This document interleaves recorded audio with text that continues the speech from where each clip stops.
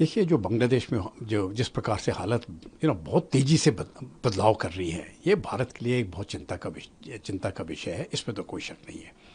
देखिए, पिछले 15 सालों में भारत और बांग्लादेश के रिश्ते जो हैं वो बहुत मजबूत हो चुके थे। जिस प्रकार से डेवलपमेंट और जो हमारे म्यूचुअल कंसर्न्स थे, जो बांग्लादेश के थे, जो हमारे थे, जो डेवलपमेंट का एजेंडा था, जो बाउंड्रीज़ का एजेंडा था, जितने भी प्रॉब्लम थे तकरीबन तकरीबन सभी हल हो चुके थे। और एक तरफ से हम कह सकते हैं, जहाँ तक भारत और बांग्लादेश के बीच में जो भी मामले थे वो शांतिपूर्वक से चल रहे थे। और जो नॉर्थ ईस्ट के इंसर्जेंसी वगैरह जो पहले बहुत ज़्यादा होती थी वो भी तकरीबन तकरीबन समाप्त हो चुकी थी। अब ये हालत जो है, मुझे लगता है कि कई विदेशी ताकतें हैं जो नहीं चाहते हैं कि इस प्रकार की हालत वहाँ रहे, क्योंकि वो भारत की भी और बांग्लादेश की भी फॉरेन पॉलिसी कंट्रोल करना चाहते हैं। और अगर आप ये देखिए, अमेरिका चाहता है कि वहाँ पर सेंट मार्टिन आइलैंड के ऊपर वो कंट्रोल कर दिया जाए। चीन के अपने इंटरेस्ट हैं। और जब शेख हसीना चीन गई तो वहाँ पर शेख हसीना को अपना विज़िट कट शॉर्ट करना पड़ा, एक दिन पहले ही आ गई, क्योंकि वो तीस्ता वाटर्स के ऊपर उनका प्रॉब्लम हो गया और उन्होंने साफ कह दिया कि हम अभी भारत की मदद लेंगे तीस्ता वाटर्स के ऊपर डैम वगैरह बनाने के लिए। तो वो बातें चीन को भी पसंद नहीं आई। और पाकिस्तान ने जब ये बातें देख रहा है तो अभी उसको एक मौका मिल गया है।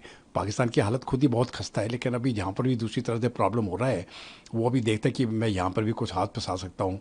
तो वो भी उसने भी अपनी ताकत लगाएगा वो भी। और क्योंकि पाकिस्तान का आईएसआई जो है वो अमेरिका के सीआईए के साथ काम करता है बहुत क्लोज तरीके से। एक तरफ से जो सीआईए के इशारे हैं वो पाकिस्तान का आईएसआई करता है, जो सीआईए कहता है वो करता है।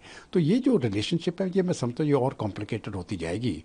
और भारत की हमारे इकॉनमी के लिए, हमारे सिक्योरिटी के लिए चैलेंजेस जो हैं वो और बढ़ जाएंगे। ये तो एक चीज़ है। दूसरी बात, मैं इंटरफेरेंस की इसलिए सोचता हूँ क्योंकि जब बांग्लादेश में इलेक्शंस हुए थे तो अमेरिका ने क्या किया था, वहाँ पर सैंक्शंस लगा दिए।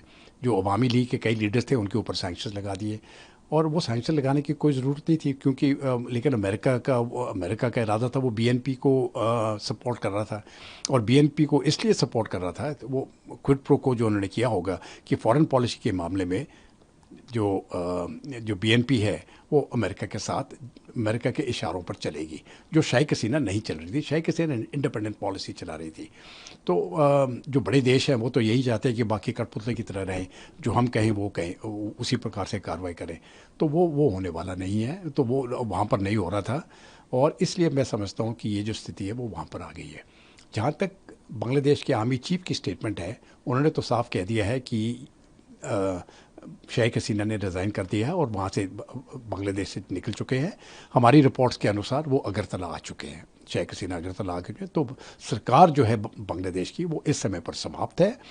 एक नई सरकार बनेगी, मिली जुली सरकार हो सकती है या इंटरिम सरकार हो सकती है, किस प्रकार की भी सरकार, लेकिन जो भी सरकार बने, जब तक एक प्रॉपर इलेक्शंस ना हो जाए, आर्मी का रिट जो है वही चलेगा। अभी बांग्लादेश में पावर सिर्फ उनके हाथ में है। अब बाकी जो पॉलिटिशियंस होंगे वो अपना थोड़ा बहुत चलाते रहेंगे, लेकिन चलाएंगे छत्र छाया बांग्लादेश आर्मी के ऊपर, बांग्लादेश आर्मी के साथ, जिस प्रकार से पाकिस्तान आर्मी पाकिस्तान को चलाती है। इस समय पर मुझे लगता है बांग्लादेश की आर्मी बांग्लादेश को चलाएगी, बेशक पॉलिटिशियंस उनका फ्रंट लेंगे। ये तो बहुत गंभीर स्थिति भारतवर्ष के लिए बनी है। हमारे सिक्योरिटी के लिहाज से हमारे लिए एक बहुत बड़ा झटका है, धक्का है। शेख हसीना कई महीनों से अंडर प्रेशर हैं। जो बीएनपी है, जो इस्लामिस्ट पार्टीज हैं, वो उनके बरखिलाफ रही हैं। उन्होंने इलेक्शन में हिस्सा लेने से मना कर दिया। देखिए, ये लगता है जैसे कि कोई अरब स्प्रिंग हो, ऑरेंज रेवोल्यूशन हो, मैदान रेवोल्यूशन हो। ये जो रिजर्वेशन का मुद्दा था, 30% मुक्ति जोधास के लिए, इसको डिफ्यूज करने की कोशिश सुप्रीम कोर्ट ने की थी, लेकिन ये हिंसा बढ़ती ही गई है। कोई 100 के करीब स्टूडेंट्स मारे हैं, कितने 100 घायल हो गए हैं। अब बांग्लादेश की फौज के पास क्या विकल्प था कि या तो वो ताइनानमेन स्क्वायर जैसा नरसंहार करे। तो ये तो बिल्कुल जैसे कि श्रीलंका में हुआ था विक्रम राणा सिंह के साथ की सरकार के साथ, वैसा उन्होंने तो अटैक कर दिया है बांग्लादेश के प्राइम मिनिस्टर के आवास के ऊपर। लेकिन लगता है कि बांग्लादेश की फौज अभी तक वफादार रही है। उन्होंने अपने हेलीकॉप्टर में उनको आउट किया, उनका हेलीकॉप्टर है या किसी और हमारी एजेंसी का हेलीकॉप्टर है, ये तो देखना होगा। ये तो बांग्लादेशी हेलीकॉप्टर लग रहा है। कह रहे हैं C-130 विमान उनको लेके आ रहा है दिल्ली। ये भी अटकल लगाई जा रही है कि वो लंदन असाइलम चली जाएंगी।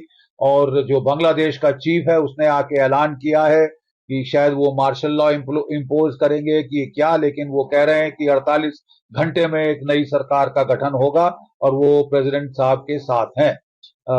शेख हसीना वार्न कर रही थी कि शेख हसीना वार्न कर रही थी कि उनको विदेशी ताकतों का खतरा है।